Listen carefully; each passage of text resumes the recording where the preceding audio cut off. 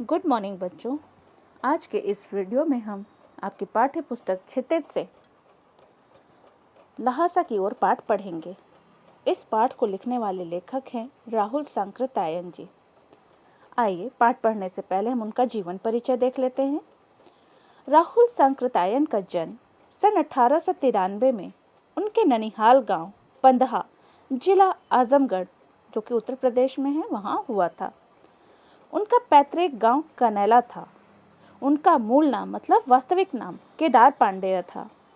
उनकी शिक्षा काशी, आगरा और लाहौर में हुई थी। सन 1930 में उन्होंने श्रीलंका जाकर बौद्ध धर्म ग्रहण कर लिया था। तब से उनका नाम राहुल सांकृत्यायन हो गया। राहुल जी पाली, प्राकृत, अपभ्रंश, तिब्बती, चीनी, जापानी, रूसी सहित अनेक भाषाओं के जानकार थे। उन्हें महापंडित भी कहा जाता था। सन 1963 में इनका देहांत हो गया। राहुल सांकृत्यायन ने उपन्यास, कहानी, आत्मकथा, यात्रावृत्त, जीवनी, आलोचना, शोध आदि अनेक विधाओं में साहित्य सृजन किया, मतलब साहित्य की रचना की। इतना ही नहीं, उन्होंने अनेक ग्रंथों का हिंदी में अनुवाद भी किया। मेरी जीवन यात्रा ये 6 भाग में है। दर्शन दिग्दर्शन, 22वीं सदी, वोल्गा से गंगा, भागो नहीं दुनिया को बदलो, दिमागी गुलामी, घुमक्कड़ शास्त्र उनकी प्रमुख कृतियां हैं, मतलब उनकी रचनाएं हैं।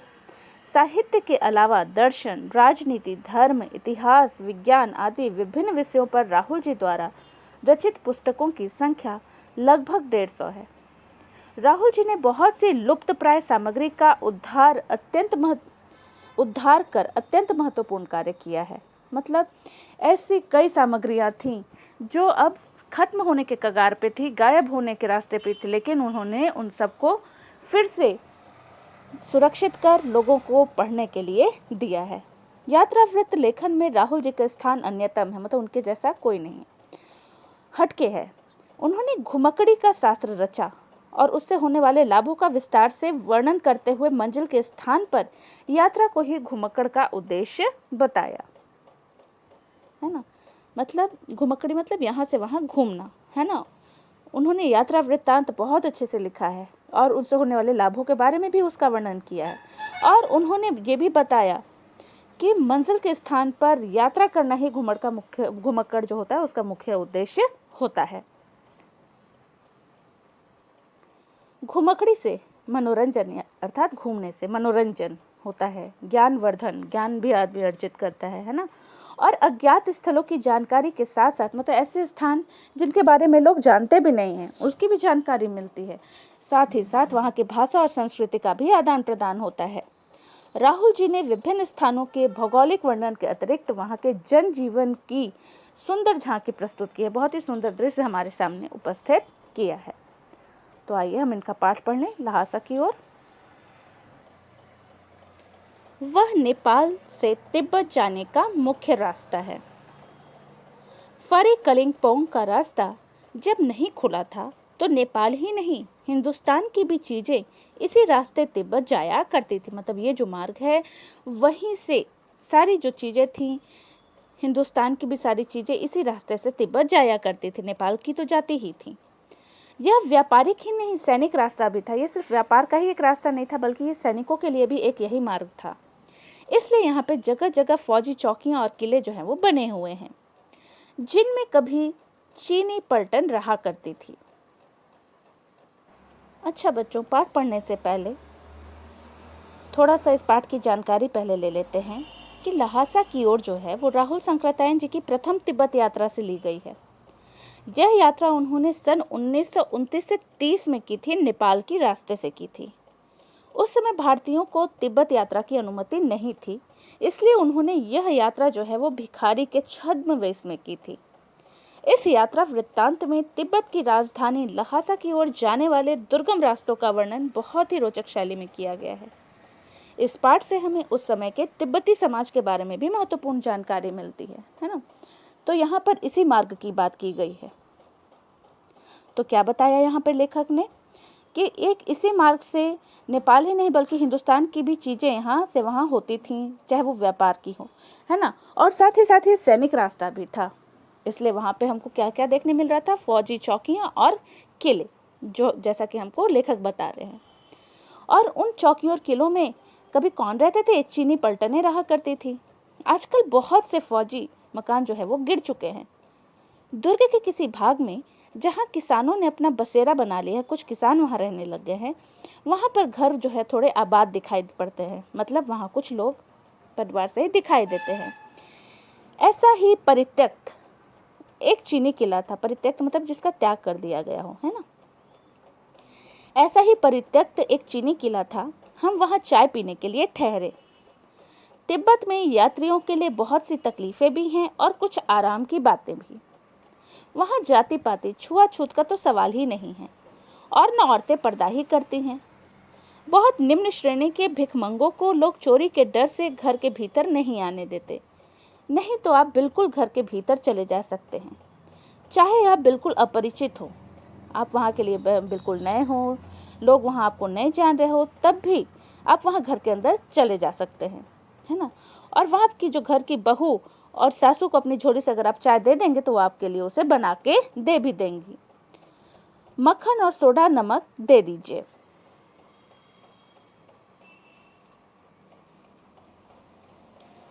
मक्खन और सोडा नमक दे दीजिए।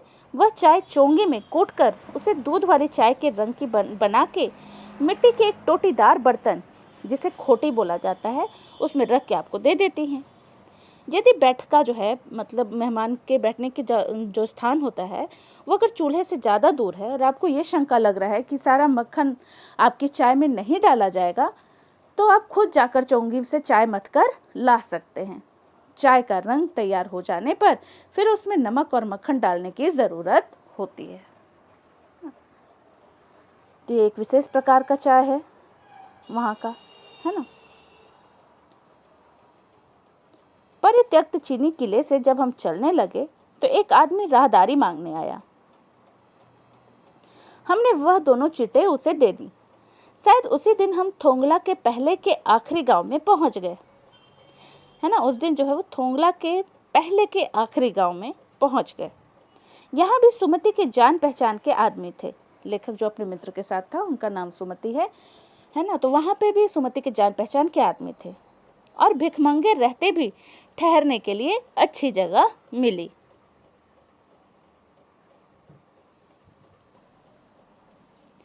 यहाँ भी सुमति के जान पहचान के आदमी थे और भिखमंगे रहते भी ठहरने के लिए अच्छी जगह मिली थी।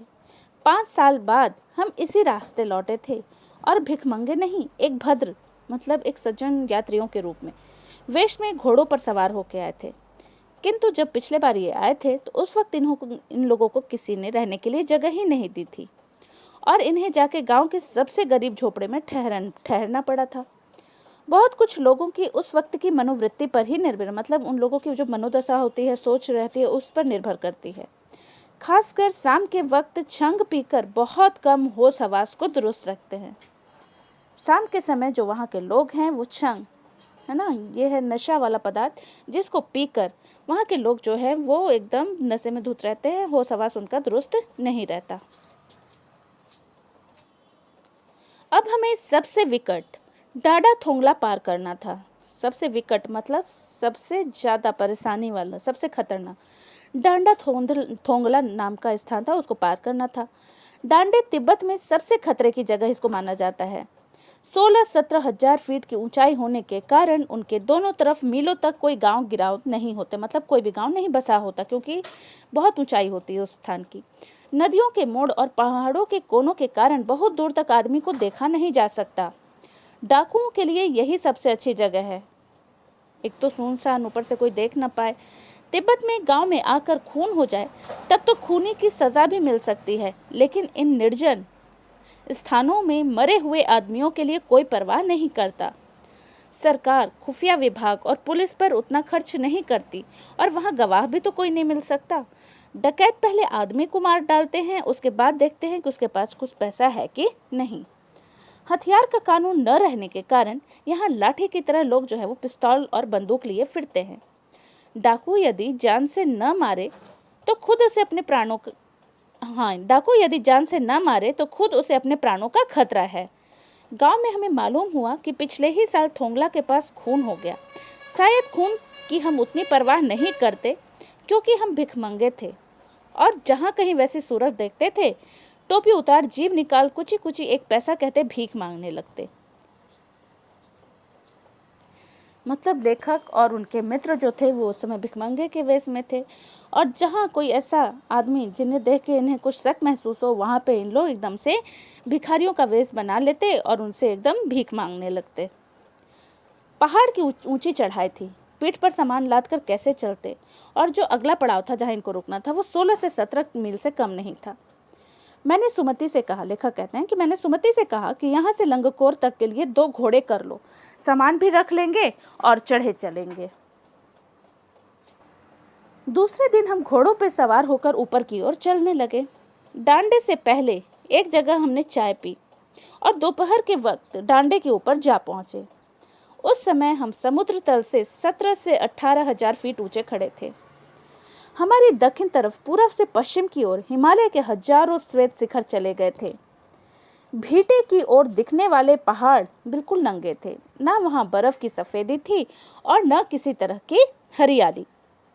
उत्तर की तरफ बहुत कम बर्फ वाली चोटियां दिखाई पड़ती थी। सर्वोच्च स्थान पर डांडे के देवता का स्थान था, जो पत्थरों के ढेर, जानवरों के सींगों और रंग बिरंगे कपड़ों की झंडियों से सजाया गया था। अब हमें बराबर उतराई पर चलना था। उतराई मतलब ढलान पर चलना था। चढ़ाई तो कुछ दूर थोड़ी मुश्किल थी, लेकिन उतराई बिल्कुल नहीं। शायद 2-1 और सवार साथी हमारे साथ चल रहे थे। मेरा घोड़ा जो है वो कुछ धीमा चलने लगा। मैंने समझा कि चढ़ाई की थकावट के कारण ऐसा कर रहा है और उसे मारना नहीं चाहता था। धीरे धीरे वह बहुत पिछड़ गया। धीरे चलने के कारण वो बहुत पिछड़ गया और मैं दिन किस्तों की तरह अपने घोड़े पर झूमता हुआ चला जा रहा था। यहाँ पे एक शब्द आया है देरिक्वेस्तो। ये स्पेनिश उपन्यासकार सार्वंतेज जो 17वीं शताब्दी के समय थे उनका उपन्यास था। डॉन क्विक्सोट का नायक जो घोड़े पर हमेशा चला करता था, उसके बारे में यहाँ बात की गई है। लेखक आगे कहते हैं कि घोड़े की चाल से अब उनको ये पता ही नहीं चल रहा था कि वो आगे जा रहे हैं या पीछे। जब मैं जोर देने लगता तो वह और सुस्त पड़ जाता। एक जगह 2 रास्ते फूट रहे थे। मैं बाएं का रास्ता ले मील 1.5 मील चला गया। आगे एक घर में पूछने से पता लगा कि लंगकोर का रास्ता जो है वो दाहिने वाला था। फिर से लौटकर उसी को पकड़ा। 4-5 बजे के करीब मैं गांव से मील भर पर था तो सुमति वहां पर इंतजार करते हुए मिले। मंगोलों का मुंह वैसे ही लाल होता है और अब तो वह पूरे गुस्से में थे। उन्होंने कहा, मैंने 2 टोकरी कंडे फूट डाले, 3-3 बार चाय को गर्म किया। मैंने बहुत नरमी से जवाब दिया, लेकिन मेरा कसूर नहीं है मित्र। देख नहीं रहे हो कैसा घोड़ा मुझे मिला है? मैं तो रात तक पहुंचने की उम्मीद रखता था। खैर, सुमति को जितनी जल्दी गुस्सा आता था उतनी ही जल्दी वह ठंडा भी हो जाता था। लंगकोर में वह एक अच्छी जगह पर ठहरे थे। यहाँ भी उनके अच्छे यजमान थे। पहले चाय सत्तू खाया और रात को गर्मा गर्म थुक्पा मिला, है ना। सत्तू तो है बेटा वो भुने हुए अन्न का जौर चना का आटा होता है और थुक्पा सत्तू और चावल के साथ मूली, हड्डी और मांस के साथ पतली लई की तरह पकाया जाने वाला एक खाद्य पदार्थ है ना। तो उन्हें वो वहाँ पर खाने को मिला।